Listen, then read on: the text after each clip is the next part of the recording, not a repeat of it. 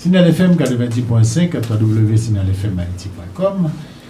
Nous sommes à la deuxième partie de notre émission avec Madame Martine Libertino sur la question de l'énergie et nous disposons également de la collaboration de Madame Rosine Benjamin qui peut intervenir à tout moment. Madame Libertino, nous parlons d'énergie. Comment maîtriser cette énergie et la rendre positive au service non seulement de notre bien-être individuel, mais aussi du bien-être collectif. Pour maîtriser l'énergie, il faut déjà apprendre à connaître le fonctionnement de l'être humain, puisque l'énergie, comme je le disais, est le prolongement de notre état d'esprit. Si nous voulons que cette énergie soit positive, nous devons maîtriser notre état d'esprit, mais si nous voulons maîtriser notre état d'esprit, nous devons savoir comment nous fonctionnons, parce qu'on ne peut pas demander à l'être humain de pouvoir gérer ce qui se passe à l'intérieur de lui, qui est très complexe. Et le premier travail qu'un être humain devrait faire sur la Terre, que je dis régulièrement à mes élèves, c'est qu'il doit apprendre son métier d'homme avant tout. Alors apprendre son métier d'homme, justement, c'est le travail de mes élèves d'ailleurs, c'est le premier métier qu'ils doivent apprendre avant d'aller mettre des programmes en place dans la communauté. Apprendre le métier d'homme veut dire prendre conscience du fonctionnement intérieur, prendre conscience des problèmes émotionnels qui m'animent, prendre conscience des qualités aussi qui font ma valeur, et prendre conscience de l'être unique que je suis, de la personnalité que j'ai, et comment je peux justement atteindre le bonheur à travers cette personnalité qui va me donner des qualités spécifiques pour évoluer dans la société, dans mon métier, avec mes proches, etc. Mais tout cela passe justement par ce fameux état d'esprit qui lui-même passe par la gestion donc de mes programmations émotionnelles, puisqu'il n'existe à l'heure actuelle dans notre société aucun être humain qui soit arrivé à la perfection et qui n'ait pas de subconscient. Donc faisons comme si tout le monde devait donc gérer ces problèmes émotionnels. Alors pour justement être en bon état de marche, si je puis dire, il faut que l'être humain découvre comment cela fonctionne à l'intérieur de lui et comment cela se manifeste dans son quotidien, parce que ça ne sert à rien de faire des grandes théories et de philosophier toute la journée. On va parler pendant des heures, on va être content, mais en fait on rentre à la maison et les gens retrouvent leur famille et leurs problèmes et ils n'arriveront pas à gérer ces difficultés. Donc il y a vraiment un apprentissage à faire dès l'enfance et un apprentissage à faire dans son quotidien pour comprendre comment cela fonctionne. Alors déjà, si on pouvait simplifier les choses, c'est de prendre conscience qu'en se levant le matin, mon état d'esprit va déterminer l'énergie que je vais dégager toute la journée et l'énergie que je vais mettre en place dans ma maison, avec mes voisins, dans mon travail et dans ma commune, dans ma communauté. Alors cette énergie va dépendre justement de ce fameux état d'esprit, c'est-à-dire que si je me lève en étant de mauvaise humeur, alors je vais dire oui, je suis de mauvaise humeur parce que j'ai mal dormi. Oui, je suis de mauvaise humeur parce que je suis fâchée parce qu'on m'a fait telle et telle chose.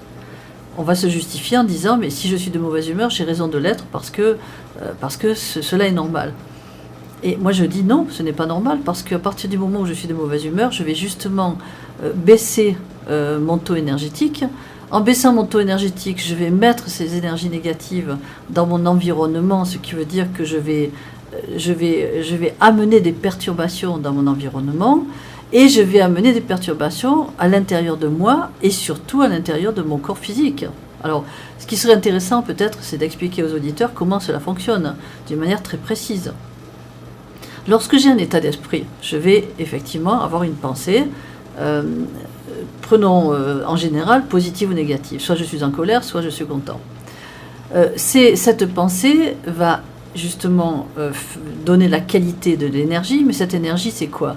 Cette énergie c'est le corps énergétique qui circule autour de moi, à l'intérieur de moi, et ce corps énergétique fonctionne avec des centres d'énergie qui sont si je puis dire, en bon état de marche, selon l'état d'esprit que je vais avoir. C'est-à-dire que si je suis en colère ou si je suis angoissée, ce qu'on appelle le plexus solaire, le centre d'énergie qui correspond au plexus solaire, va se bloquer de par l'angoisse que j'ai, de par la pensée de peur que je vais avoir.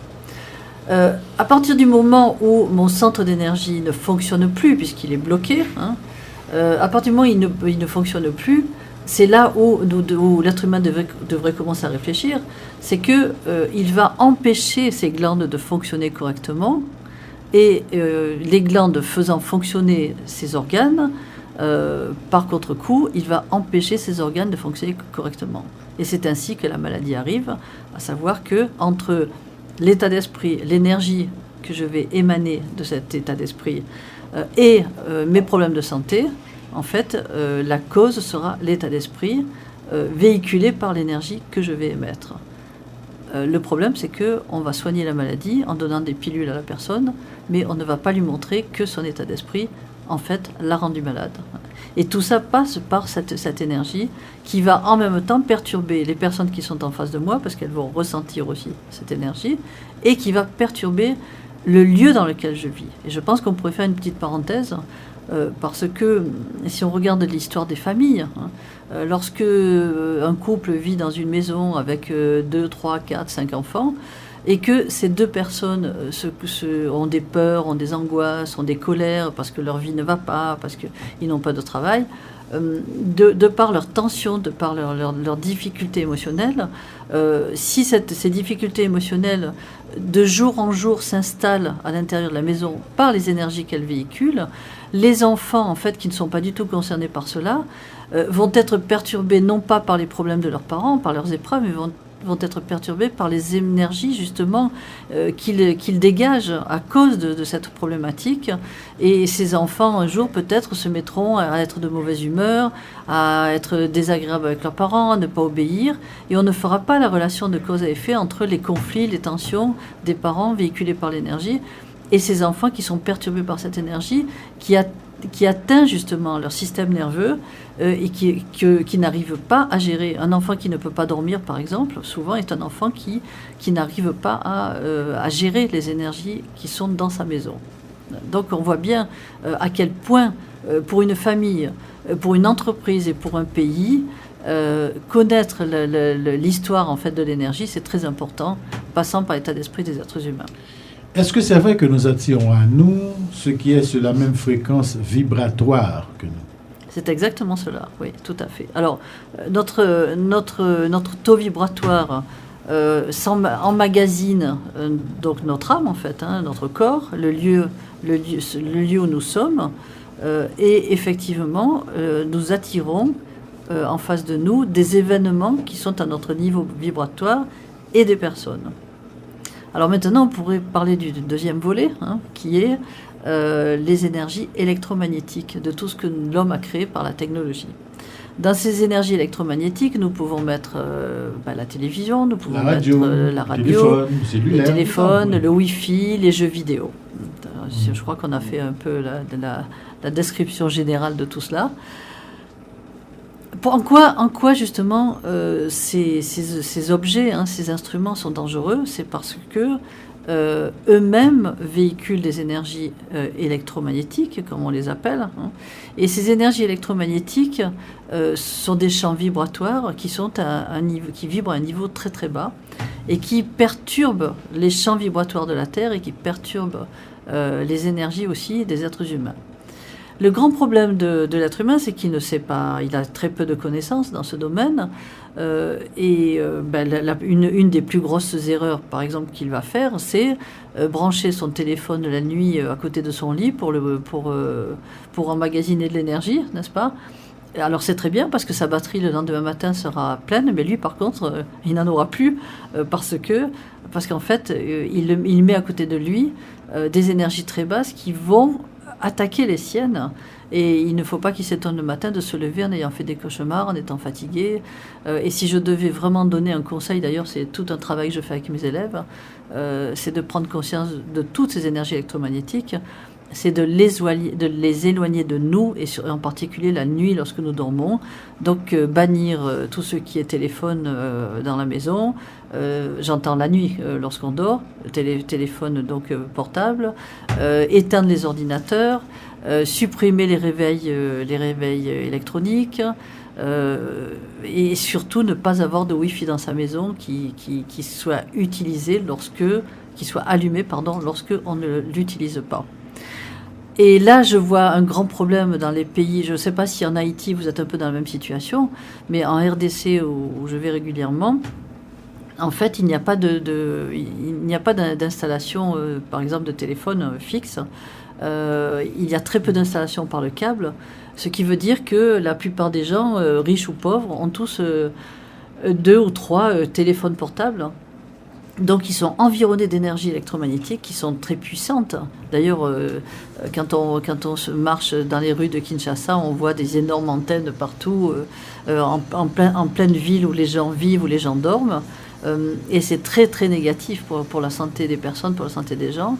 Alors déjà que les gens sont mal nourris, donc en fait on est dans 2 situations extrêmes, à savoir que les gens n'ont pas aujourd'hui suffisamment d'évolution, je dirais technologique, pour bien se nourrir, parce qu'il n'y a pas assez de travail, etc. Il n'y a pas d'infrastructure, il n'y a pas de structure adéquate.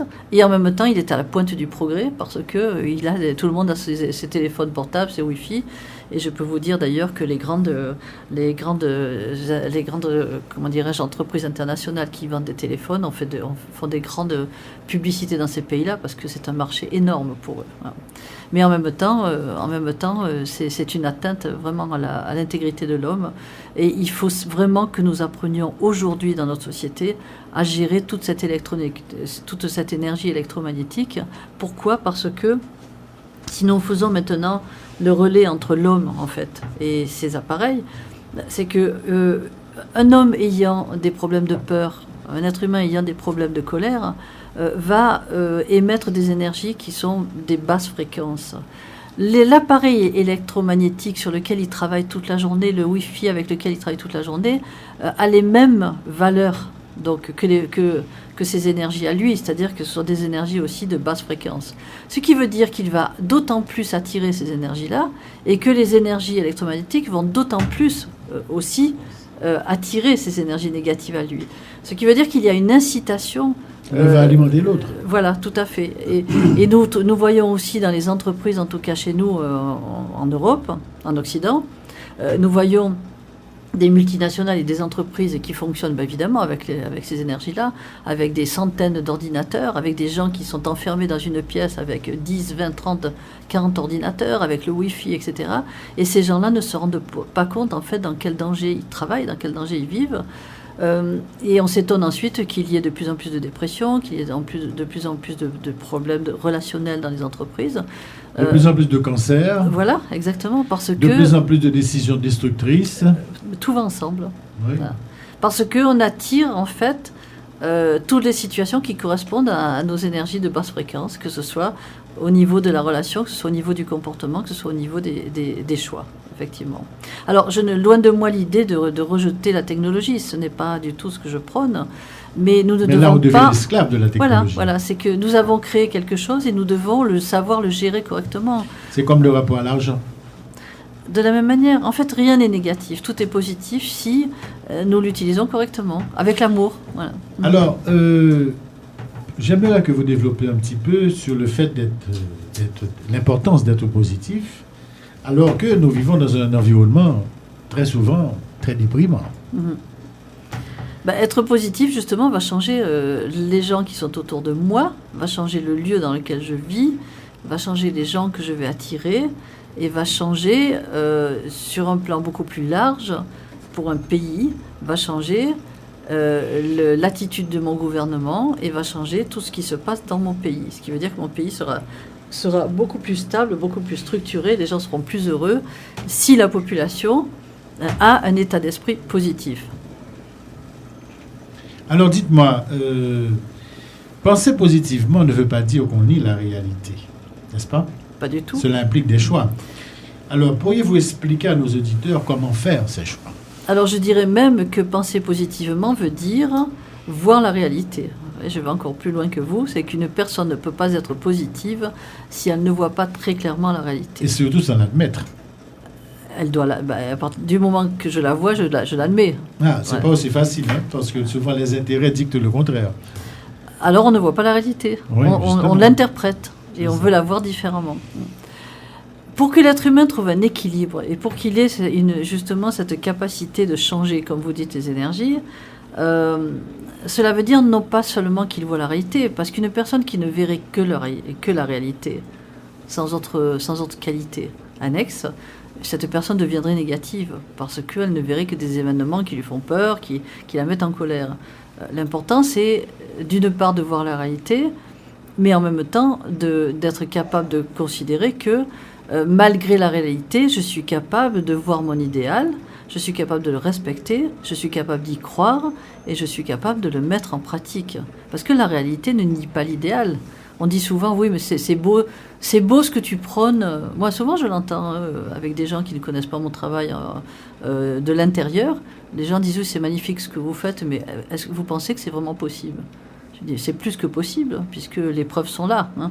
Mais parce qu'il faut avoir l'état d'esprit adéquat. Et le premier état d'esprit adéquat pour émaner l'énergie la meilleure qui soit pour un être humain et pour sa communauté, c'est être capable d'apprendre à s'aimer. Voilà, ça, je le crie sur tous les toits depuis très longtemps.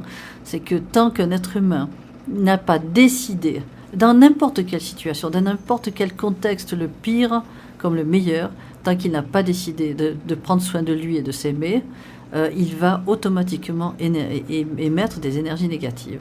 Pourquoi ? Parce que le manque d'amour me conduit à faire de mauvais choix dans ma vie pour moi. Donc, je vais devenir frustré, je vais avoir des frustrations. La frustration est déjà un début d'énergie de colère. Elle va émaner une énergie de colère, une énergie de manque, d'insatisfaction. À la longue, avec le temps, cette personne va avoir en elle, qui sera la conséquence de sa frustration, dont quelquefois elle n'a même pas conscience, parce que c'est des petits mal-être comme ça, on se lève le matin, on est de mauvaise humeur, on ne sait pas pourquoi, on a goût à rien, on a envie de rien. Et en fait, avec le temps, de semaine en semaine, on va développer ensuite un sentiment d'injustice. Le sentiment d'injustice, au niveau d'énergie, c'est une énergie de colère. C'est une énergie de désespoir. On commence déjà à émaner une énergie encore beaucoup plus forte, beaucoup plus violente.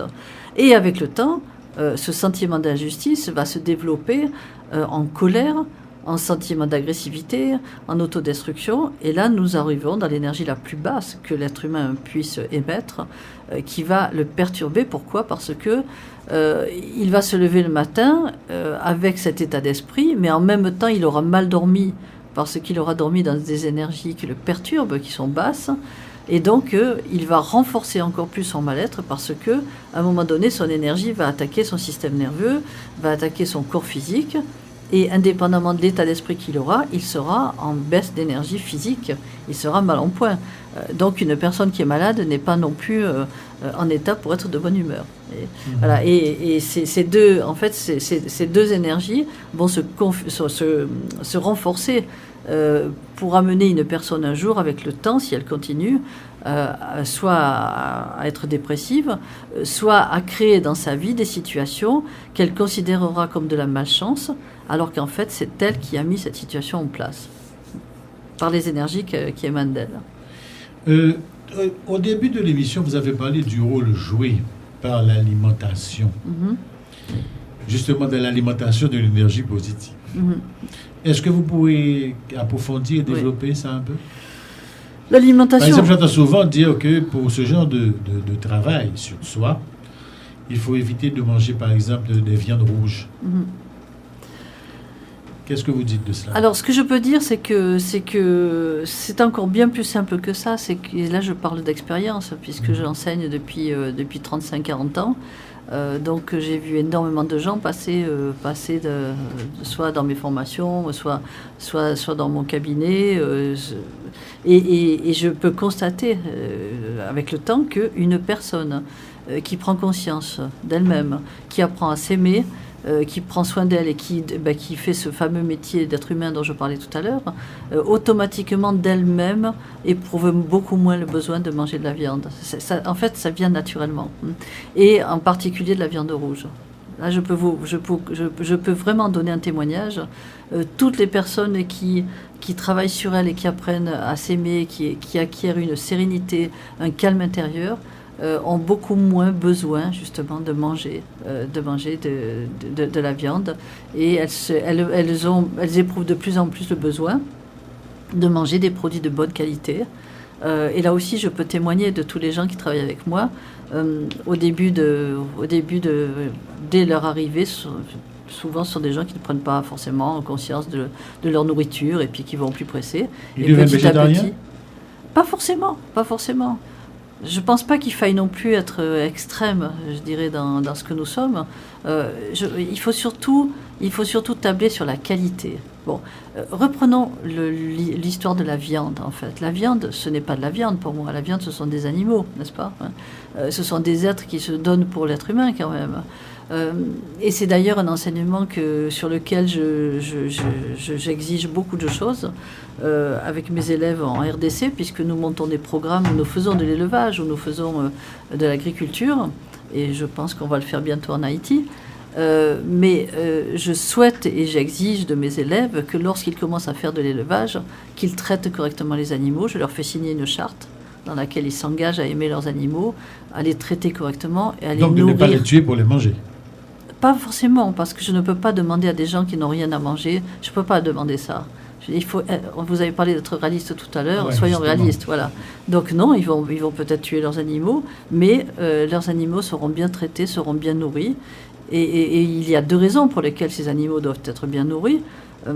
La première raison, c'est que pendant la période où ils vont vivre, ils ont besoin d'être considérés, d'être heureux. Je pense qu'un animal doit être heureux. Et comme j'explique à tous mes élèves, par exemple dans les centres pour enfants de la rue, ces animaux vont nourrir des enfants. Ces enfants avaient peu à manger jusqu'à présent. Aujourd'hui, ils commencent à manger. Et je souhaiterais que les œufs qu'ils vont manger soient des œufs de très bonne qualité parce qu'ils seront en meilleure santé. Donc ça va rejaillir aussi sur l'homme de manger des produits de qualité qui n'ont pas été traités chimiquement.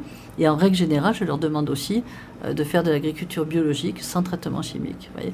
Et même dans un pays donc, où les gens ont faim, où les gens ont de grosses difficultés, nous pouvons tabler sur la qualité. Et nous ne sommes pas obligés de faire de la culture intensive avec des produits chimiques et des OGM pour nourrir la population. On n'a pas besoin de ça. Eh bien, nous venons de suivre notre émission avec Mme Martine Bertino sur la question de l'énergie. C'est une émission de l'association professionnelle d'école privée, Former, Éduquer et Vivre. Et nous leur disons que nous leur promettons une aussi bonne émission sur le même sujet. Ce sera la seconde. À la